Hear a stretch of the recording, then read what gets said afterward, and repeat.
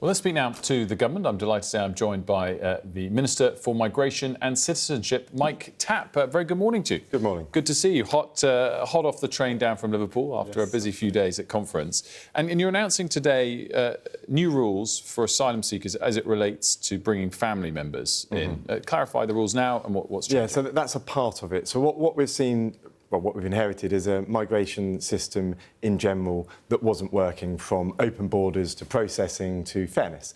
And what we often see is migrants across Europe shopping for the softest touch when it comes to asylum. And what we're doing here is creating a level playing field. So that means that if you come over and you're granted asylum, you're not automatically granted that right to bring your family over, but also you're not automatically granted that right to settlement, because it's a privilege, not a right, and you need to earn that. That's the same with the rest of Europe, so it takes away that pull factor. So is that quite a simple change then? If it's not something, for example, that we have to reinterpret the ECHR, if most European countries already have the rules that way, how quickly can you put this into effect? Absolutely. This is in line with humanitarian laws, which is vital. And look, we're saying here that, of course, we're here to help, but that doesn't mean that we have to carry the burden for the rest of Europe. And that's what Keir Starmer has been clear on. There's no golden ticket to our country. But at the same time, of course, you know, we're a decent nation, and those that need the help will receive it.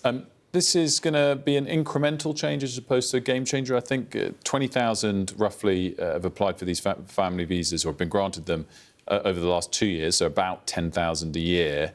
Obviously, we're at 34,000 small boat crossings already, two-thirds into a year. So this might help, but it's not going to change. This will help. The thing with the immigration issue is there's no silver bullet to stopping the small boat crossings. We saw the Conservatives try that and fail. So we're coming at this from many different angles. You know, we're deporting and removing more than before. We've come up with new returns agreements internationally, including with the French, of course. We're looking at the ECHR to tighten Article 8, and we're working hard to move people out of hotels and into MOD accommodation. This is another step that takes away one of those pull factors and creates that level playing field. I wanted to talk about the story of the week, really. It started, obviously, on Sunday when the Prime Minister said a reform policy to remove ILR, indefinite leave to remain, was racist. And I think the argument, you can correct me if I'm wrong on that, is because a lot of people who've been here for a very long time, met all the rules, qualified, and think they're allowed to stay here forever, could potentially face being deported or asked to leave. Clearly, at the same time, you guys are announcing changes to the ILR policy. Rather than abolishing it, you're saying it'll take 10 years to get it rather than 5 years. Yeah. Applied retrospectively and tightening various requirements to qualify for it. I think one of them is a spotless criminal record. You've got to show evidence of paying taxes and things like that. It's quite possible, in fact, I'd say it's almost certain, that there'll be somebody that's here already, met all the rules, think they're going to be able to stay here forever and a year or so away from getting ILR, who now won't qualify for it based on the changes that you're making.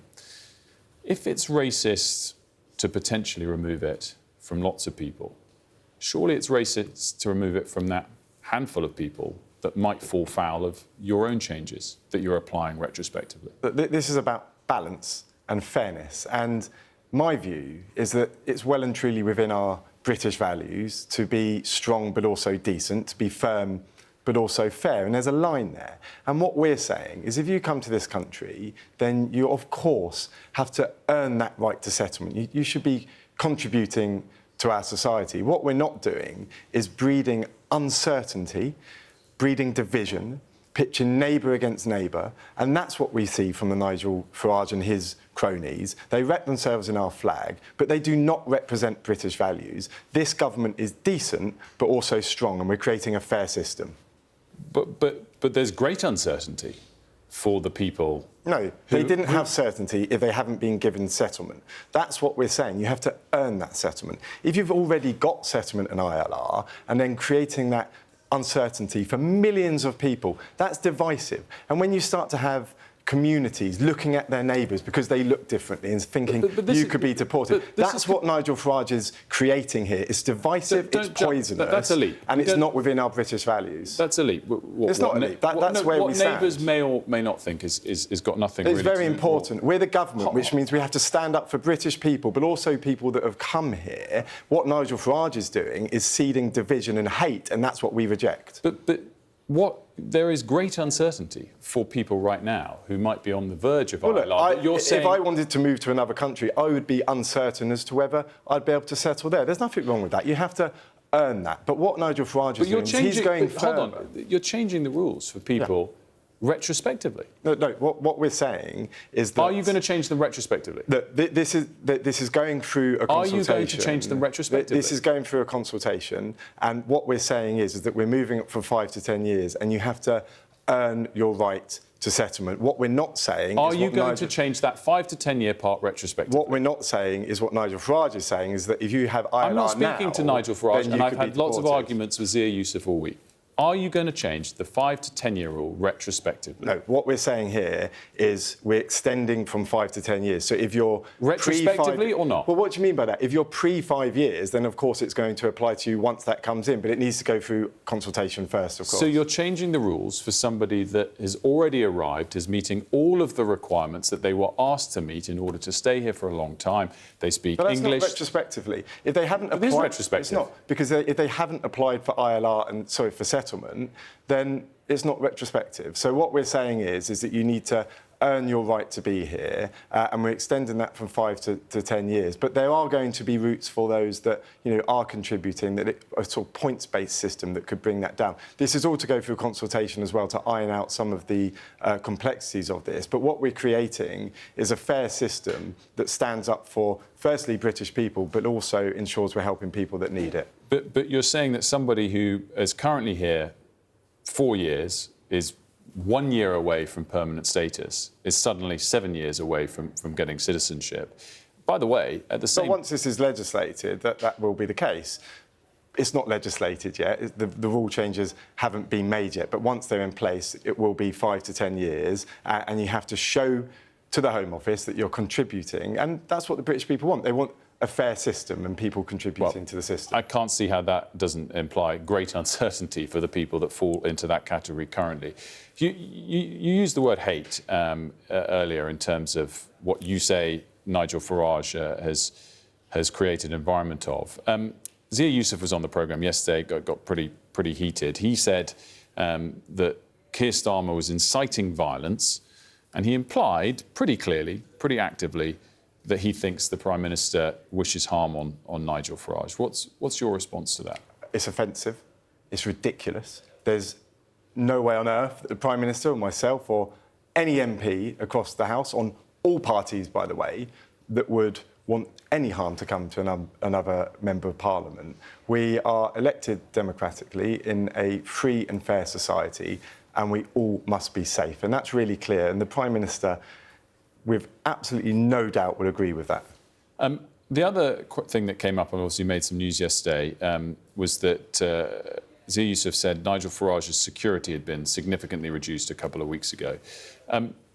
Can you confirm if that is the case or not, and who makes that decision and on what grounds? Yeah. Look, Zia Yusuf and I believe Nigel Farage are saying that this is the Home Office that are making that decision. Now, they know full well that the Home Office do not make that decision. It's an independent parliamentary security authority that look after MPs' safety. So it's down to them. There'll be reasons for it. Those discussions will have been had that I've not been privy to. So by blaming the Home Office is, again, just trying to seed division with mistruths.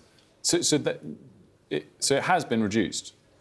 Look, if they're saying that it's been reduced, I don't have access to Nigel Farage's security. Quite rightly, that's for the independent body. It does seem like an odd decision at this point in time. Look, should they look at it again? I've worked in security myself, and of course you have to have security reviews and assessments conducted regularly in order to inform those decisions. And I expect independently that's what's happened. But of course I don't have access to that. I wanted to move on and touch on Michelle Mone. PPE MedPro, the company, of course, she's been involved with, is ordered to repay £122 million for faulty PPE equipment during the pandemic. Is it appropriate for her to have an influence over the laws that govern us via her place in the House of Lords? Well, what we've seen with this PPA scandal is the current government make a commitment to getting back that money. We've already had 280 million. This is a further 122 million. That's really important to the British people who were scammed here. When it comes to the Baroness, it's up to her to consider her position there. So the government won't seek to remove her? Well, it would take an Act of Parliament to do that, and my advice to Baroness Mone is to consider that position. And so you won't seek to take that No, I mean, action yourself? I'm very much committed to securing the borders and sorting out the immigration system. So it's not something that you expect the government to do. It's up to her to resign if she so desires. I mean, what I'm saying is if I was Michelle with that sort of scandal, I'd be considering my position. Mike Tapp, we're out of time. Thanks so much for joining us today. Cheers. Good to see you.